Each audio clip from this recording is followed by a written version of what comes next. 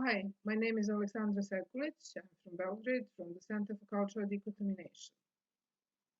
I will read the questions. What is for you culture of solidarity in these times and how we can produce it?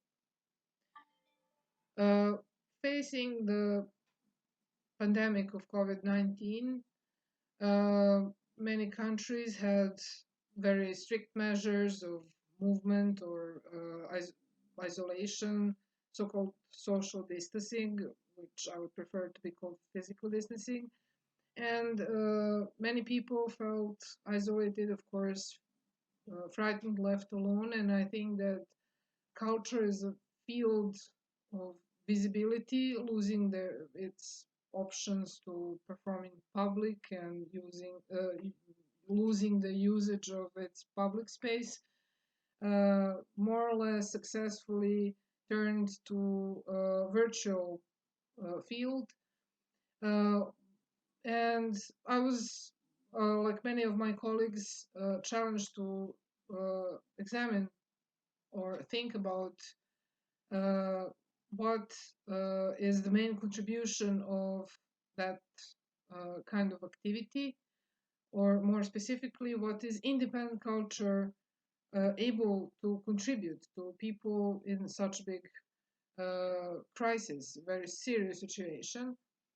And I think that one of the main fronts that constantly is emerging here is the defense of the basic human values that were fought for centuries. The, let's say, centuries long emancipation of humanity is now more or less attacked by neoliberal necro capitalism, and this necropolitical spectacle that we were subdued to. As an example, we can all think of herd immunity, which is a code for human sacrifice, more or less, the ultimate necropolitical measure. So, facing with this kind of dismantling of the all values that humanity was evolving to, is, I think, the biggest challenge for culture to constantly even remind people what they should defend in such a disaster and catastrophic devastation of societies. What knowledge we produce in culture and art now, how we should produce and distribute the knowledge. Uh, we witnessed in past decades delegitimization of science, academia, of course, critical thinking, independent media, and all this is very systemic, I would say, struggle against the remaining results of emancipation from the past centuries, especially the 20th century in welfare state.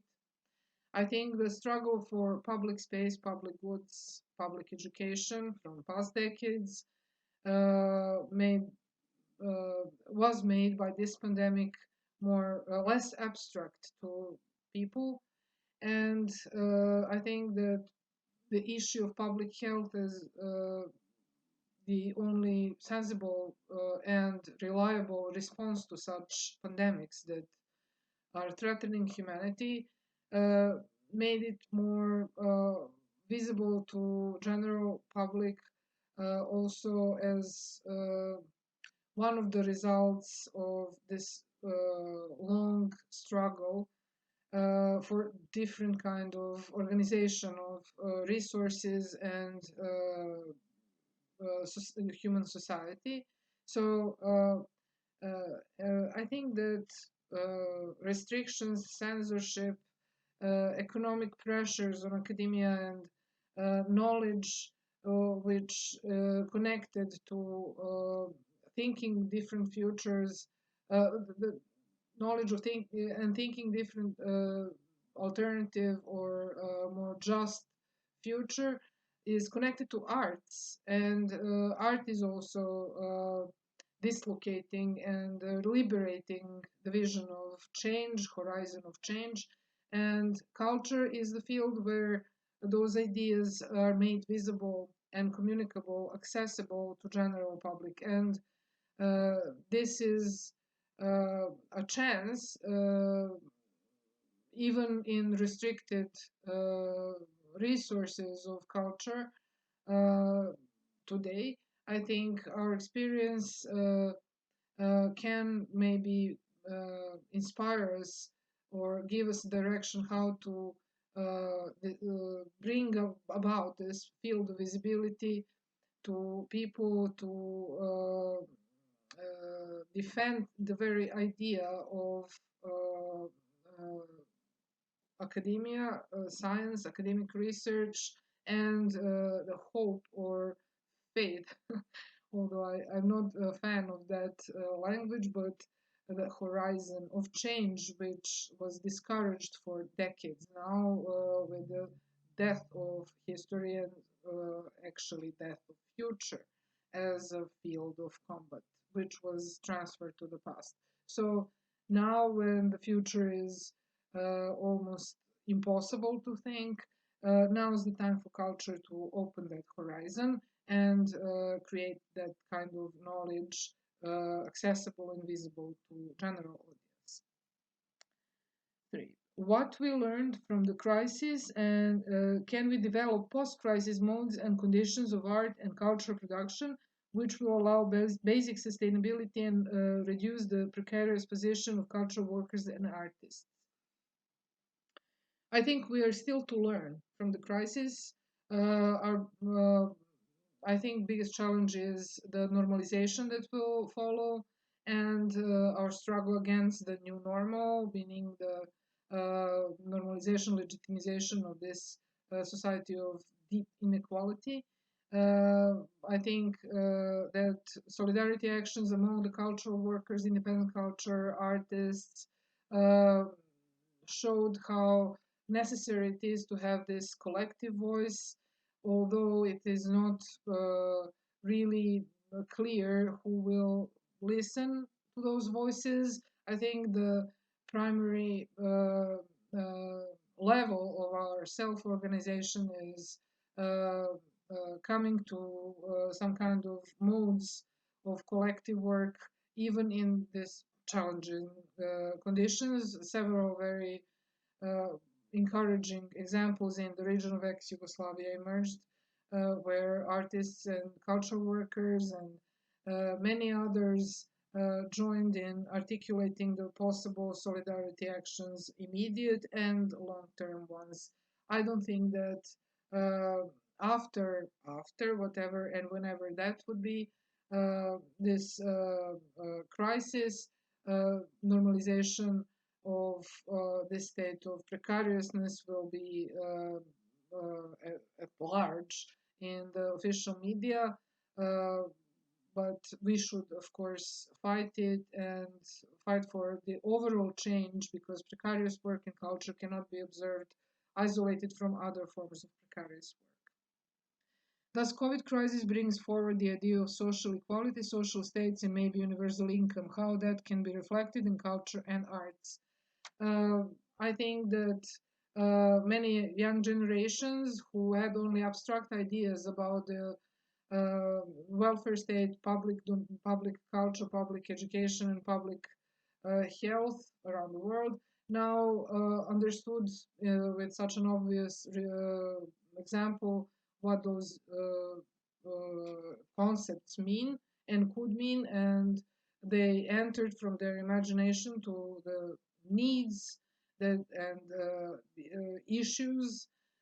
So I think there is hope that people will feel it as a need, not some kind of idealized or satanized ideology.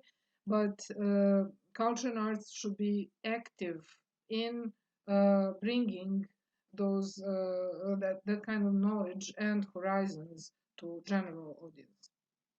What political and policy approaches you would foresee for future in the field you work, or how it should be changed in future?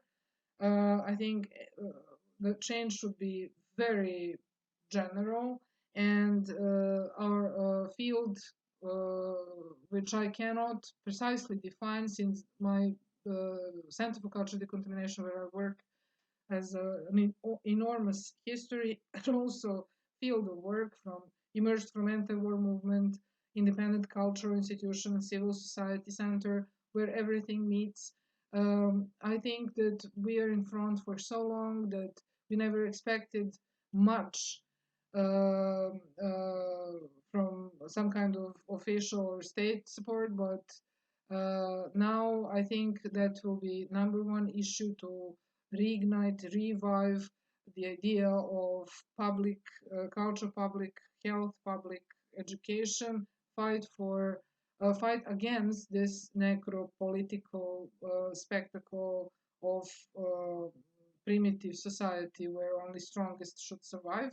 So all the issues that emerged today should be kind of uh, call for arms, for independent culture, critical public, independent media, and of course, independent researchers, academia, uh, and all the people who recognize what we can lose if we don't find ways to work as through the collective voice.